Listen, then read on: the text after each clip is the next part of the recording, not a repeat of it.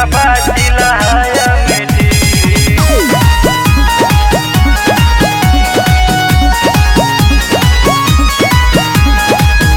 रंगाबाद जिला है अमेठी।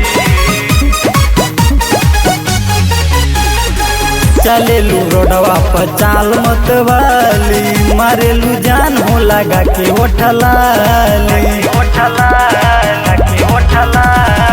चलेलू रोडवा पर चाल मत वाली, मारेलू जान हो लगा के ओठलाली। लगे हाउ वे रानी बड़ घर के बेटी नाना ए गोरी तनी गोरी तनी ए नाना ए गोरी तनी खोल दा हो दिल के पेटी।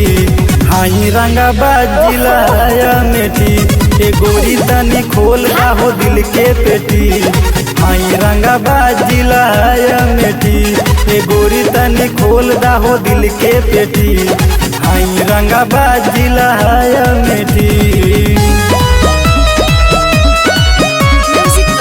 रंगाबाद जिला है अमेठी।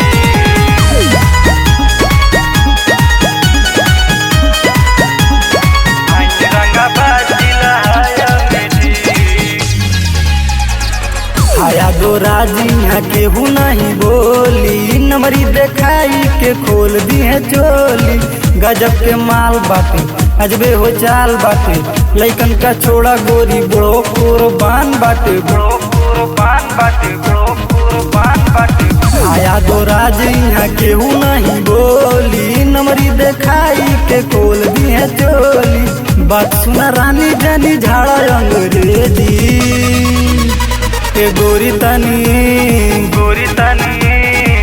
ओहो ए गोरी तनी खोल दा हो दिल के पेटी।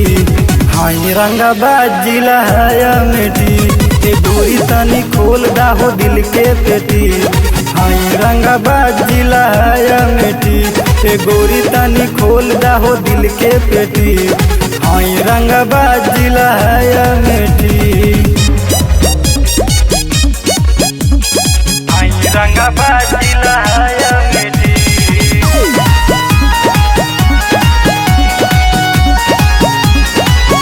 रंगाबाद जिला है अमेठी।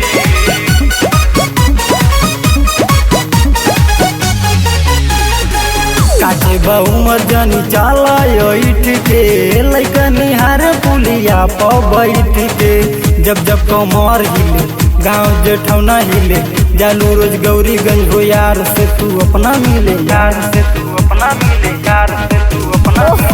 काटे बहुमर जनी चाला इठ के, लइका निहार पुलिया प बैठ के। अच्छा। चंदन मॉल से करावा जनी बेटी।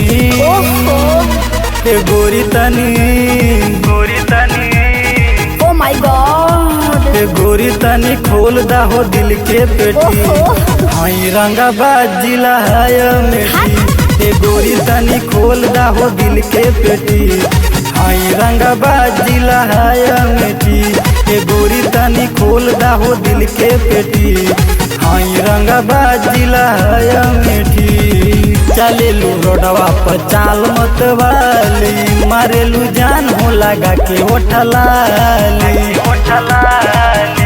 ओ माय गॉड चलेलू रोडवा पर चाल मत वाली, मारेलू जान हो लगा के ओठलाली। लगे हाउ वे रानी बड़ घर के बेटी। अच्छा ए गोरी तनी ना बाबा हटी ना। ओहो ए गोरी तनी खोल दा हो दिल के पेटी। हाई रंगाबाद जिला है अमेठी।